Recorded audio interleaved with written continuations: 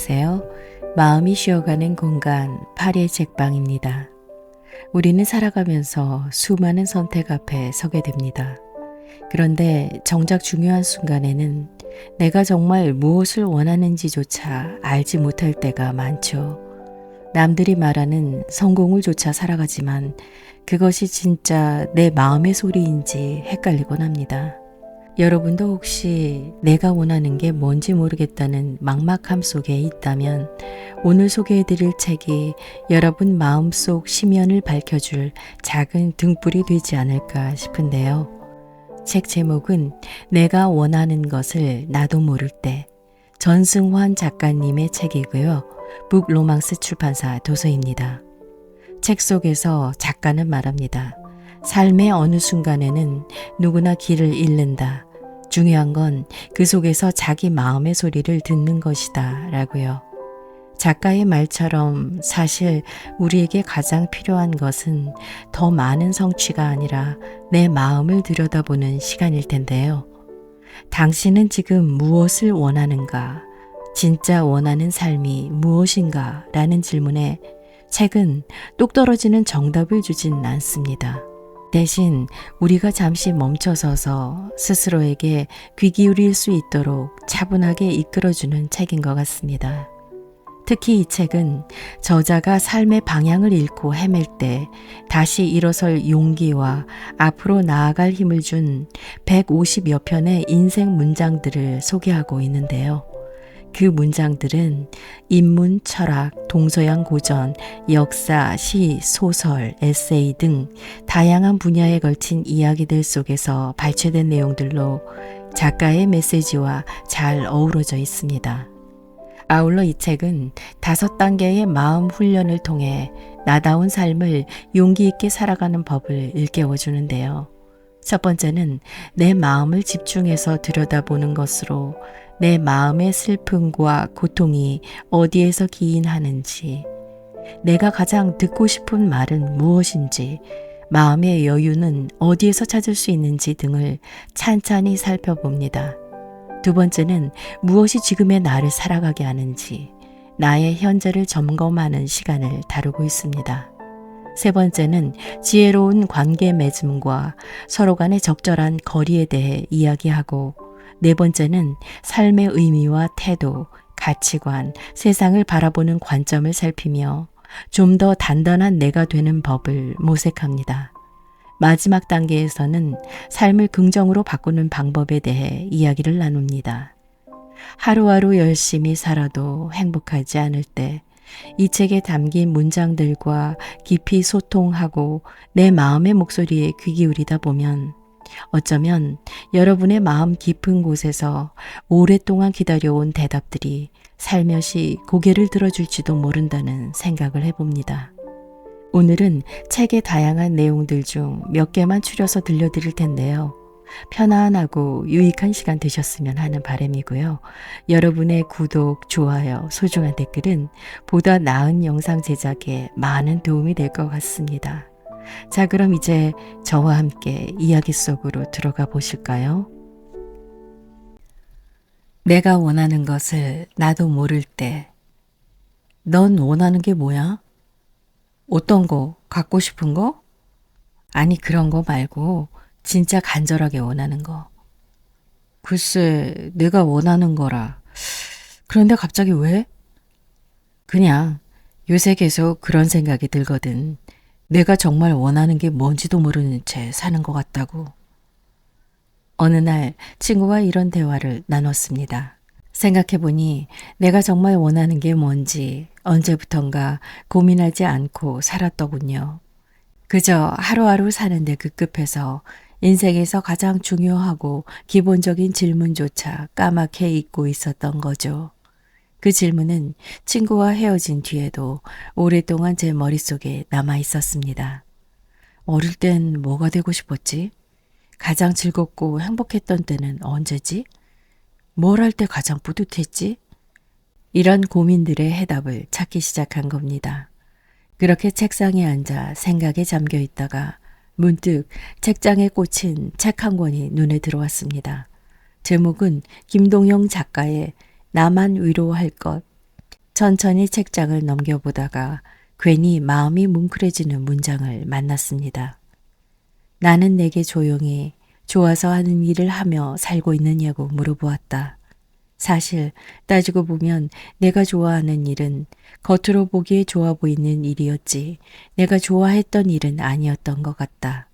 내가 좋아하는 일을 찾기에는 너무 늦은 나이인지는 모르겠지만 가능하면 만족하고 즐거워할 수 있는 일을 하며 지내고 싶다.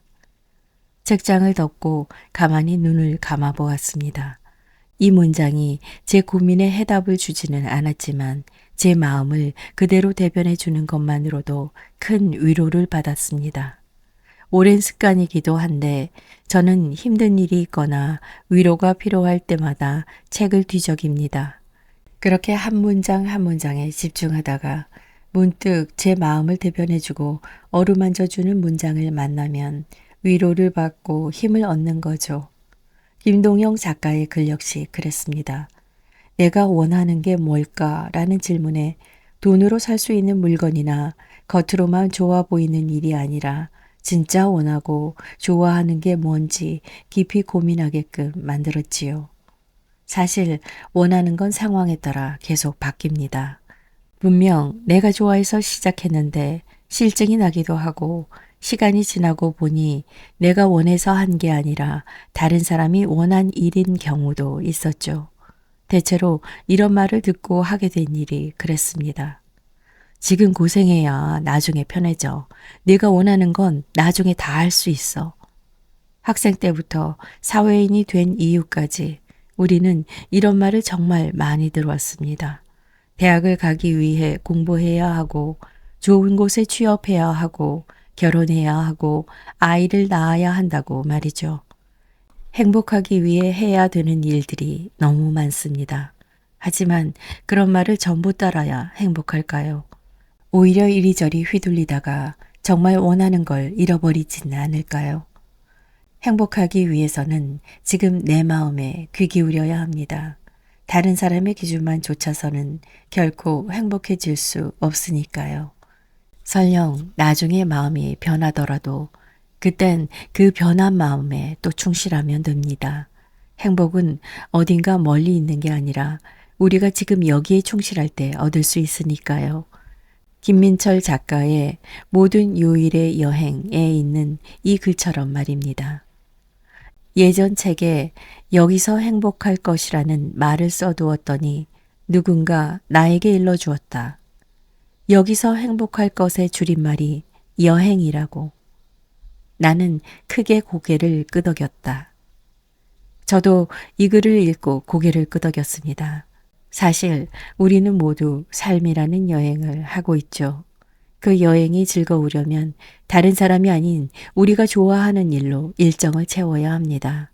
예를 들어 카페에서 편히 쉬는 게 관광지를 다니는 것보다 좋으면 그렇게 하면 됩니다. 다른 사람이 아무리 좋다고 해도 내가 내키지 않는 일을 하면 행복할 리 없죠. 무조건 이건 해야 돼 라는 건 없어요. 다른 사람이 아닌 지금 내 마음의 목소리에 차분히 귀 기울이면 정말 원하는 게 뭔지 조금씩 들리기 시작할 겁니다. 바로 지금 내가 행복한 일을 해. 누군가 손가락질하고 못마땅해 하더라도 정말 원하는 일을 해 라고 말이지요. 로맨가리가 에밀 아자르라는 필명으로 발표한 소설 자기 앞에 생의 첫 장에는 이런 인용문이 있습니다. 그들이 말했다. 넌 네가 사랑하는 사람 때문에 미친 거야. 내가 말했다. 인생의 맛은 정신 나간 사람만 알고 있지. 이처럼 우리가 행복하기 위해서는 정말 원하는 게 뭔지 마치 정신 나간 사람처럼 끊임없이 고민하고 찾아야 하는 것 같습니다. 그 일은 다른 사람에게 맡길 수 없습니다. 오직 우리 스스로 해야 하지요. 어쩌면 그 작업은 평생 하게 될지도 모릅니다. 정말 원하는 걸 빨리 못 찾을 수도 있고 그것이 계속 바뀔 수도 있으니까요. 하지만 여행의 즐거움은 계획된 일정을 지킬 때만 생기는 게 아닙니다. 때론 일정이 틀어지고 온갖 우여곡절을 겪는 도중에 생기기도 하죠. 행복 역시 이와 같습니다. 인생이라는 긴 여정 곳곳에 예기치 않은 순간 속에 깃들어 있죠. 진심으로 열중하고 환하게 웃을 수 있는 일들로 그 여정을 채워간다면 우리 인생은 어느새 기쁨으로 가득 찰 것입니다. 힘내지 않아도 괜찮아. 누구에게나 위로가 필요한 순간이 있습니다. 지쳤거나 외롭거나 슬픈 일이 있거나 너무 힘들 때가 그렇습니다. 혼자서는 감당할 수 없는 일이 닥쳤을 때 우리는 누군가의 어깨를 빌리고 서로 힘내라며 격려와 위로도 주고받는 거지요. 그런데 이상하게도 힘내라는 말이 버겁게만 느껴지고 진심처럼 느껴지지 않을 때가 있습니다. 위로가 위로되지 않는 것이죠. 이때 필요한 것은 뭘까요? 정말 아무런 격려도 위로도 필요 없으니 그대로 내버려 두어도 괜찮은 걸까요? 아닙니다. 그때 필요한 것은 좀 더 힘내라는 말이 아니라 지금도 괜찮다는 말, 나의 존재 자체를 있는 그대로 긍정해주는 말입니다. 제가 막 신입사원으로 회사에 들어가 일을 배우기 시작할 때였습니다. 당연한 일이겠지만 매사 서툴러서 늘 긴장한 채로 눈치만 보고 복사기와 제자리를 왔다 갔다 할 뿐이었습니다. 그러던 어느 날 부장님이 지나가던 저를 불렀습니다. 자네 아직 업무가 없지? 경쟁사들 상품을 한번 분석해보지. 아직 부장님이 어렵기만 했던 터라 구체적으로 뭘 하면 되는지 묻지도 못하고 재빨리 네 하고 대답하고 자리로 돌아왔죠. 막상 컴퓨터 화면을 바라보니 식은땀이 저절로 나기 시작하더군요. 사내 전산망과 인터넷을 뒤지고 머리를 쥐어뜯으며 작업을 했습니다. 잘한 건지 못한 건지 도무지 감이 안 잡혔습니다. 선배들을 찾아가 조언도 구했지만 다들 이렇게 대답할 뿐이었습니다. 뭐 좀만 더 정리하면 되겠네. 잘해봐. 할 수 있어. 힘내. 그렇게 무수한 격려와 위로를 받았지만 제대로 된 조언은 받지 못했습니다. 너무 막막했습니다. 어느새 퇴근 시간도 훌쩍 지난 그때 한 선배가 외근을 마치고 회사로 돌아왔습니다. 구원자를 만난 기분이었지요. 선배는 차분히 이야기를 들으며 제 자료를 살펴보더니 이렇게 말했습니다. 꽤 열심히 했네. 지금도 괜찮긴 한데 이런 부분만 좀 더 보완하면 좋을 것 같아. 하루 종일 공허한 격려만 들으며 지쳐있던 제게 진심이 담긴 열심히 했다, 지금도 괜찮다는 말이 얼마나 큰 위로가 되던지요. 살다 보면 이와 비슷한 상황을 종종 겪게 됩니다. 똑같은 위로라도 어떤 건 진심이 잘 전달돼 힘이 나지만 반대로 전혀 도움이 안 되는 것도 있죠. 그저 힘내고 열심히 하라는 말만으로는 위로가 잘 되지 않습니다. 진심으로 느껴지지도 않고요. 정말 힘든 사람에게 필요한 건 그런 말이 아니라 먼저 진심으로 귀 기울여주고 그것을 알아주는 일이니까요. 힘내라, 열심히 살아라 라고 격려하는 소리만 넘치는 세상. 이제 사람들은 그런 말로는 참된 힘이 솟지 않아. 나는 도리어 이렇게 말하고 싶어. 힘내지 않아도 괜찮아. 너무 힘을 내려고 애쓰는 바람에 내가 엉뚱한 길, 잘못된 세계로 빠져드는 것만 같아. 굳이 힘을 내지 않아도 된다고 생각하면 마음이 편해지잖니? 인간이란 실은 그렇게 힘을 내서 살 이유는 없어. 그렇게 생각하면 이상하게 거꾸로 힘이 나지. 몹쓸 사람들은 우리에게 지나치게 부담을 주는 그런 사람들이야. 힘을 내지 않아도 좋아. 자기 속도에 맞춰 그저 한 발 한 발 나아가면 되는 거야. 츠지 히토나리의 소설 사랑을 주세요에 나오는 문장입니다. 요즘 들어 더욱 제 머릿속을 맴도는 구절이기도 한데요. 오늘날 우리에게 가장 절실하고 필요한 말이 아마도 이 말인 것 같습니다. 바로 힘내가 아니라 힘내지 않아도 괜찮아 라는 말. 괜찮아. 충분히 잘하고 있어. 더 힘내지 않아도 괜찮아. 너무 힘들어도 자리에 주저앉지 못한 채 억지로 버티고 서 있는 이들에게 이 말은 얼마나 큰 위로가 될까요? 너무 힘을 내기에 오히려 엉뚱한 길로 빠지고 잘못된 세계로 빠져드는 것 같다는 말. 힘내지 않아야 오히려 힘이 난다는 말은 우리가 힘을 내는 이유가 다른 사람을 위해서가 아니라 오직 자기 자신을 위해서라는 사실을 일깨워 줍니다.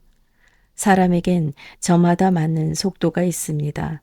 무리해서 빨리 달리려고만 하거나 다른 사람이나 사회의 속도를 억지로 따라갈 필요는 없습니다. 오히려 그렇게 하면 진짜 필요할 때 힘을 낼 수 없고 도중에 지쳐서 쓰러져 버릴 테니까요. 달리다가 너무 힘이 들 땐 더 무리하지 않아도 됩니다. 그럴 땐 잠시 쉬어가도 괜찮습니다. 잘하고 싶었지만 능력이 여기까지밖에 미치지 못했다. 그럴 때 쓰는 최선이라는 말. 그래, 참 신기하고 장한 말이구나. 그로부터 많은 시간이 지나 어른이 됐고 사회인이 됐다. 사회에선 최선을 다한다는 게 기본 사양이었다.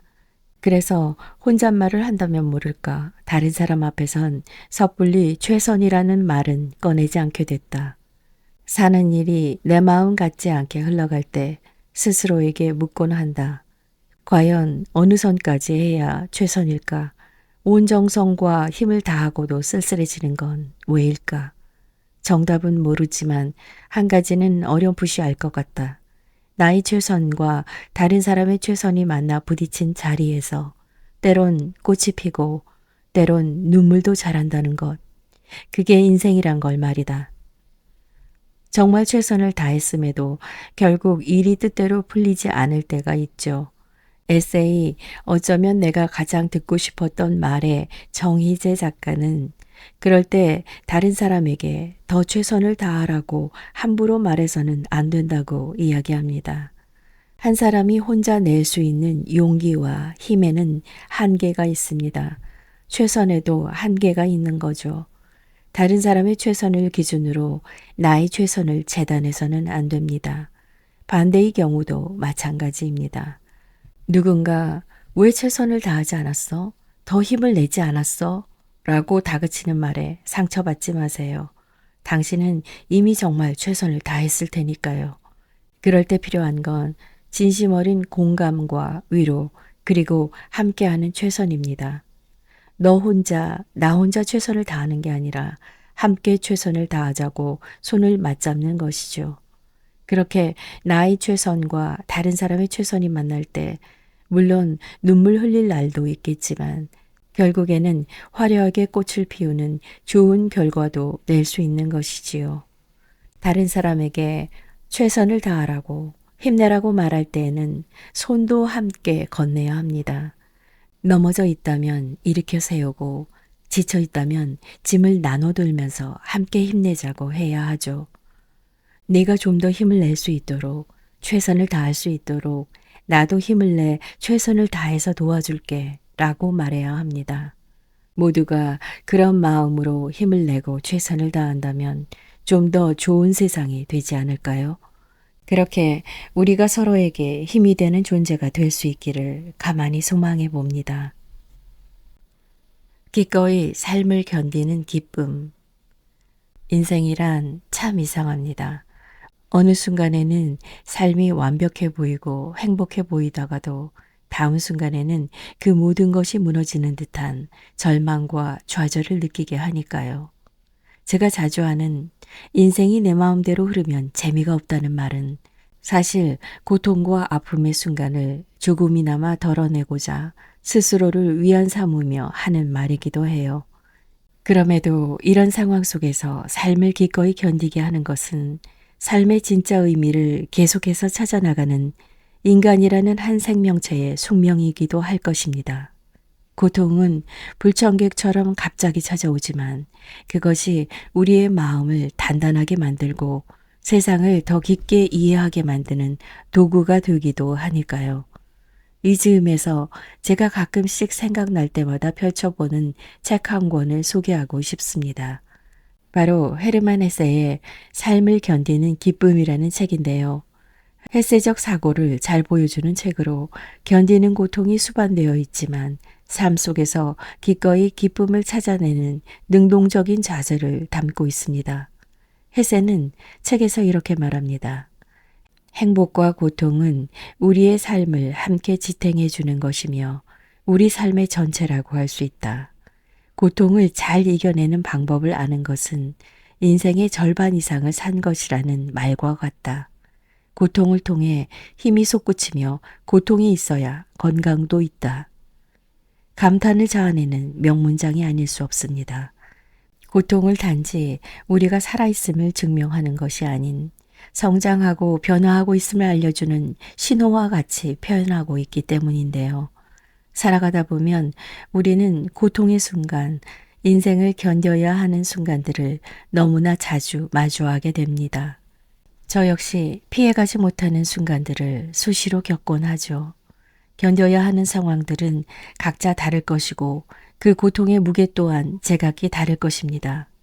누구에게는 가볍게 넘길 수 있는 경험이 다른 누구에게는 삶의 근간을 흔드는 사건이 될 수도 있고 그 반대의 경우도 있겠죠.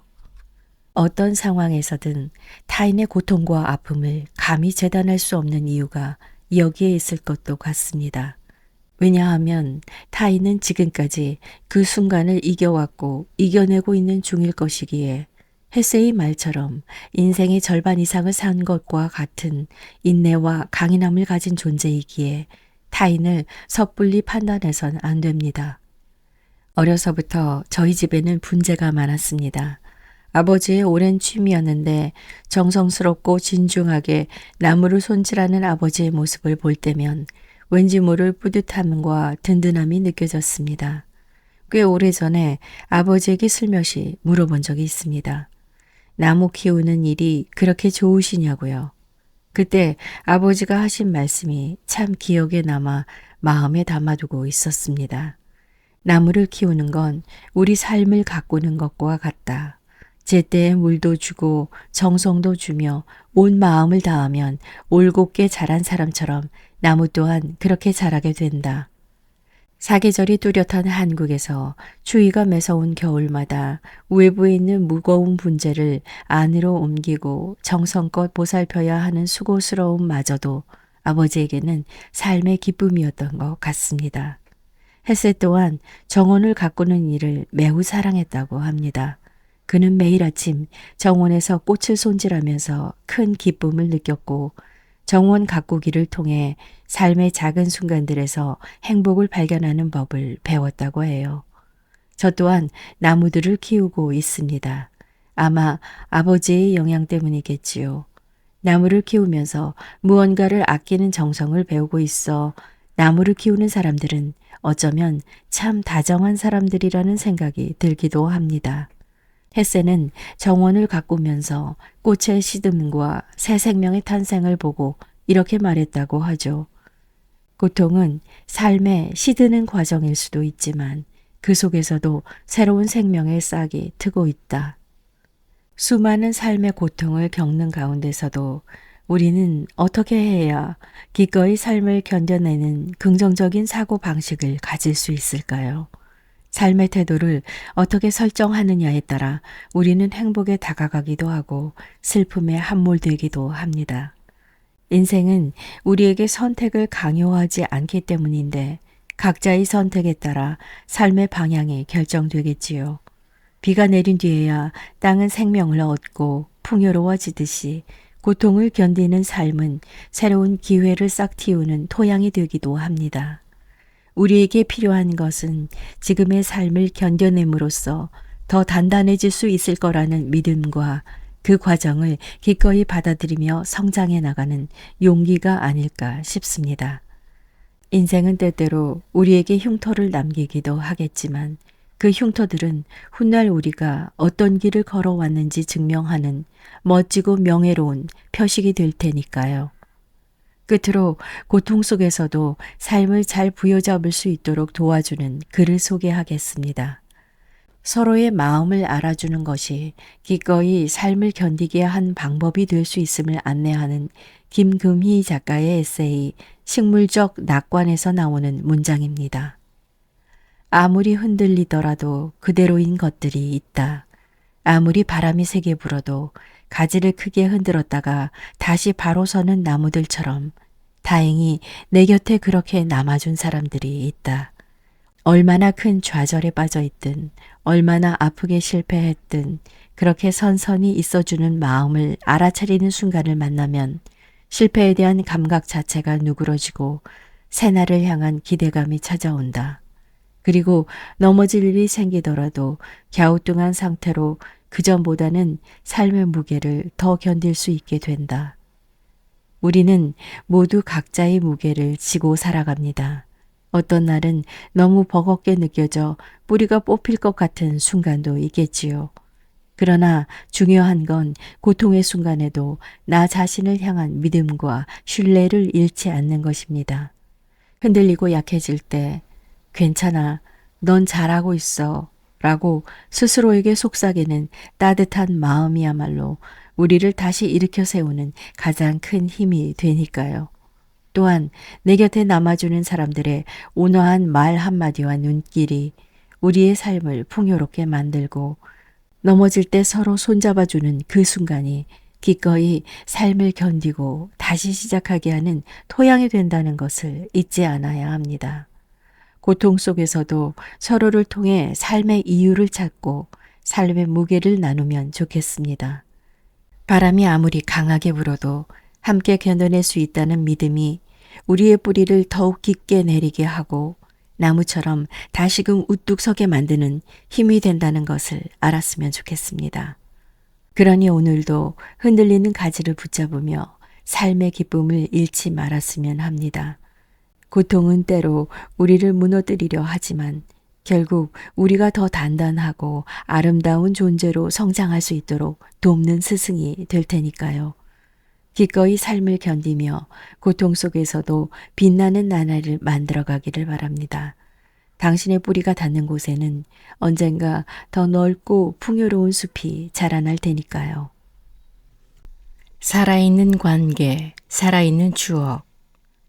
사람은 추억을 먹고 산다는 말을 들어본 적이 있을 겁니다. 추억에는 묘한 매력이 있어서 그걸 다른 사람과 나누면 나눌수록 인생은 풍성해지죠. 꼭 좋은 일만 추억이 되는 건 아닙니다. 때로는 괴로움이나 상처를 남긴 나쁜 일도 시간이 흐르면 추억이 되니까요. 그렇게 우리는 하루하루 많은 추억을 만들며 살아갑니다. 추억은 마치 보물상자 같습니다. 열었을 때 뭐가 나올지는 모르지만 아무튼 우리를 웃음 짓게 하는 소중한 것들이 담겨 있죠. 지금 어떤 보물상자, 어떤 비밀 서랍을 가지고 있나요? 저는 특히 유년 시절의 추억이 많은데요. 그 마음을 정확히 알아준 시가 한 편 있습니다. 바로 이혜인 수녀님의 추억일기 2라는 시입니다. 하루에도 몇 번씩 서랍을 열 때마다 문득 그리워지는 내 유년의 비밀 서랍. 비밀 서랍을 만든 것은 누군가 봐주길 바라는 허영심 때문이었을까. 인형의 옷을 해입힐 색종이와 자투리 헝겊, 미래의 꿈과 동요가 적힌 공책과 몽당 연필이 가득 들어찼던 내 어린 시절의 서랍은 어둠조차 설렘으로 빛나던 보물상자였는데 많은 세월이 지난 지금 내 서랍 속엔 쓸모없는 낙서와 먼지, 내가 만든 근심들만 수북이 쌓여 있다. 현실에서 끊임없이 밀려오는 근심 걱정 하나 없이 티 없이 맑고 행복했던 시절, 두 번 다시 돌아갈 수 없는 그 시절이 지금도 종종 그립습니다. 그저 주변 모든 것이 신기했고 아주 작은 일에도 크게 웃고 떠들었으며 어둠조차 설렘으로 빛나던 나날이었는데 왜 지금 제 서랍 속에는 근심만 수북이 쌓여 있을까요? 그런 현실의 고달픔을 위로해 주는 것도 바로 추억인 것 같습니다. 지난 일을 아름다운 이야기거리로 만들어 현재를 잘 살아갈 수 있도록 활기를 불어넣고 다시 미래로 힘차게 나아갈 수 있도록 격려하죠. 용기만 잃지 않는다면 나를 힘들게 했던 추억에서도 새로운 깨달음과 에너지를 얻을 수 있습니다. 그렇다면 우리는 그런 추억을 어떻게 대해야 할까요? 저는 한 소설을 읽다가 이런 문장을 만났습니다. 안 만나는 사람은 죽은 거나 다름없는 거야. 가령 추억 속에 살아있다고 해도 언젠가는 죽어버려. 이 세상에는 무슨 일이든 생길 수 있잖아. 지금은 너하고 이렇게 손을 잡고 있지만 손을 놓고 헤어지면 두 번 다시 못 만날 가능성도 있는 거잖아. 아무튼 내가 하고 싶은 말은 좋아하는 사람하고는 계속 만나야 한다는 거야. 무슨 일이 있어도. 가네시로 가즈키의 연애소설이라는 작품에 나오는 문장입니다. 나오키상의 최연소 수상 작가로 개인적으로 참 좋아하는 소설가인데요. 특히 저는 앞선 구절을 가장 좋아합니다. 그는 살아가면서 필요한 게 추억만이 아니라고 말합니다. 중요한 것은 그것을 현재로 만드는 일, 즉 추억을 함께 만들어갈 사람에게 최선을 다하는 것이죠. 좋아하는 사람이 있다면 그 사람과 계속해서 추억을 만들며 서로에게 살아있는 사람이 되기 위해 온 힘을 다해야 합니다. 우리가 떠올리는 추억에는 두 가지가 있습니다. 하나는 더는 만나지 않는 사람과의 죽은 추억이고 다른 하나는 계속 만나고 관계를 맺는 사람과의 살아있는 추억입니다. 둘 중에서 우리의 삶을 보다 건강하고 풍성하게 만들어주는 것은 무엇일까요? 당연히 후자입니다. 좋아하는 사람하고는 계속 만나야 합니다. 그래야 추억을 매개로 이야기를 나누면서 계속 새로운 추억을 쌓아갈 수 있으니까요. 우리는 이처럼 살아있는 관계를 맺기 위해 늘 노력해야 합니다. 서로 노력하지 않으면 언제든 죽은 관계가 될 수 있습니다. 한때 아무리 가깝고 사랑하며 아꼈던 관계라도 말이지요. 최근에 옛 친구의 어머니께서 돌아가셔서 장례식장에 다녀온 적이 있습니다. 오랫동안 보지 못해 아주 가까운 사이라고 할 수는 없었지만 그 헤아리기 힘든 슬픔을 알기에 친구를 위로하기 위해 무거운 마음을 이끌고 빈소로 향했습니다. 그곳에서 오랜만에 마주한 친구의 얼굴은 창백했지만 담담했던 것 같습니다. 조의를 표한 후 장례식장 한편에 앉아 있는데 얼마 지나지 않아 친구가 다가왔습니다. 승환아, 고맙다. 절 보며 방긋 웃어주는 모습에 여러 가지 감정이 들어 어떻게 말을 할까 고민하던 찰나 친구가 다시 이렇게 말했습니다. 진짜 오랜만에 보네. 이렇게라도 살아있는 거 봤으니 됐다.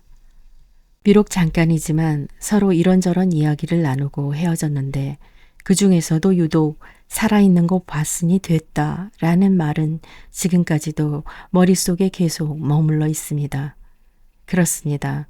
서로 살아있는 모습을 보는 것이 중요합니다.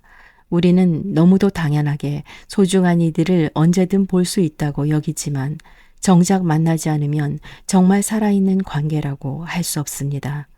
관계를 맺을 때 가장 중요한 것이 바로 만남이라는 것을 저는 가네시로 가즈키의 문장과 앞서 언급한 친구와의 일을 통해 더 선명하게 깨달았습니다. 그저 핸드폰에 저장되어 있거나 SNS 친구 목록에 들어있는 수많은 사람의 이름들. 어쩌면 오늘날 우리에게는 이처럼 서로 만나지 않는 죽은 거나 다름없는 관계가 훨씬 많은 건 아닐까 하는 슬픈 생각도 듭니다. 언제 어디서나 쉽게 메시지를 주고받고 좋아요를 누를 수 있지만 그것보다는 직접 만나 얼굴을 보며 이야기 나누고 또 온기를 나누는 일이 중요하지 않을까요? 그 편이 우리의 삶을 좀 더 살아있는 것으로 만들어주지 않을까요? 지금 어떻게 하루를 보내고 계신가요? 말로만 언제 만나자, 언제 밥 한번 먹자 이렇게 말하며 살아가지는 않나요? 저 역시 이런 빈말을 버릇처럼 던진 적이 많은데 이제는 정말 소중한 사람이 있다면 서로 살아있는 사람으로 대하려는 노력이 필요하다는 생각이 듭니다. 그저 연락만 하는 게 아니라 실제로 만나는 것이지요. 만남에는 큰 결심이 필요합니다. 그저 문자 한 통, 전화 한 통의 수고와는 비교할 수 없어요. 준비하는 시간, 만나러 가는 시간, 만나서 함께하는 시간 등 그 많은 시간을 그 사람을 위해 쓰는 거니 정말 소중할 수밖에 없습니다. 누군가가 만나자고 하는 것은 그런 수고를 기꺼이 감수하는 일입니다. 정말 만나고 싶은 사람은 무슨 일 있어도 만나겠다는 자세가 우리에겐 필요하죠. 물론 이를 위해 감수해야 할 일도 많지만 훨씬 더 많은 것을 얻을 수 있습니다. 바로 소중한 사람과 서로 말을 나누고 온기를 나누며 차곡차곡 추억을 쌓는 것 말입니다. 즐겁고 좋은 일뿐 아니라 힘들고 나쁜 일도 그렇게 함께 겪어내면 좋은 추억이 됩니다. 호메로스의 대서사시 오디세이아에는 이런 문장이 있습니다. 친구들이여, 우리는 재앙에 관한 한 결코 무지한 편이 아니요. 생각하건대 이번 일도 언젠가는 우리에게 추억이 될 것이요. 오디세이아는 트로이 전쟁의 영웅 오디세우스가 고향에 돌아가기 위해 무려 10년이나 바다를 떠돌며 펼친 모험담을 그린 대서사시입니다. 그들은 그 오랜 여정에서 온갖 우여곡절을 겪게 되는데 앞서 문장은 모든 것을 파괴하는 소용돌이 괴물인 카리브디스와 머리가 6개 달린 식인 괴물 스킬라 사이에 낀 진퇴의 양난에서 간신히 탈출한 뒤 동료들을 달래기 위해 꺼낸 말이었습니다. 지금도 서양에서는 우리의 진퇴의 양난, 사면 초과와 같은 뜻으로 스킬라와 카리브디스 사이에 끼었다라는 표현을 쓴다고 합니다. 이처럼 목숨의 위협을 받을 만큼 힘겨운 상황을 지나온 사람에게도 위로가 될 수 있는 말이 바로 추억입니다. 어려움을 극복하면서 이 모든 게 추억이 될 거라며 용기를 북돋우는 오디세우의 말은 삶을 좀 더 긍정적으로 바라보게 만드는 힘이 있는 것 같습니다. 추억은 잘 공간화되어 있을수록 그만큼 더 단단히 뿌리박아 변함없이 존재하게 된다. 철학자 가스통 바슐라르는 공간의 시학이라는 책에서 추억에 대해 이렇게 말합니다. 단단히 뿌리박은 변함없는 관계라는 것은 결국 서로 같은 공간에서 얼마나 많은 시간을 함께 하느냐가 좌우합니다. 이런 맥락에서 관계는 늘 동사가 되어야 한다고 생각합니다. 가족, 친구, 연인 이런 명사에서 그치는 것이 아니라 서로 함께 할 수 있는 다양한 공간을 끊임없이 만들고 공유할 때 비로소 살아있는 관계가 되는 것이지요. 그렇지 않으면 그 어떤 중요한 관계도 결국 의미를 잃고 맙니다. 얼굴을 보며 식사 한 끼 제대로 나누기 어려운 가족, 서로 깊은 속마음을 이야기하지 않는 친구나 연인 관계가 무슨 의미가 있을까요?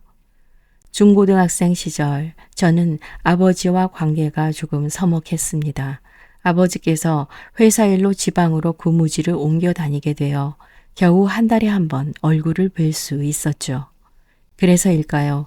늘 인자하게 웃으며 좋은 말씀을 해주시는 아버지였지만 어린 시절에 저는 왠지 모를 거리감을 느꼈습니다. 가끔 아버지가 아들 얘기 좀 하자 라고 말을 거셔도 딱히 할 얘기가 없는데요 라고 무뚝뚝하게 대답할 뿐이었죠. 아버지와 관계가 좋아진 것은 서로 조금씩 노력하며 함께하는 시간을 늘리고 관심사를 공유하면서부터입니다.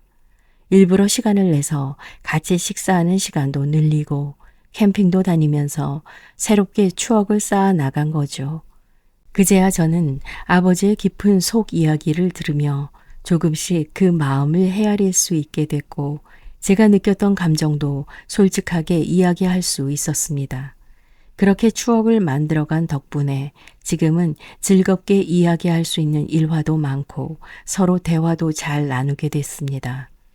이처럼 소중한 사람과의 추억은 꼭 과거의 것만은 아닙니다. 지금도 그리고 앞으로도 얼마든지 만들어갈 수 있습니다. 가깝다고 생각하는 관계일수록 추억을 계속 만들고 쌓아가야 합니다.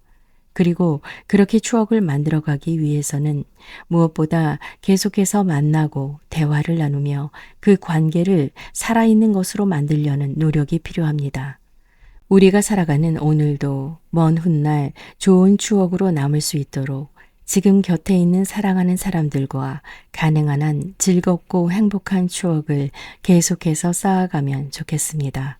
추억은 오직 살아있는 사람들의 전유물이자 축복이니까요.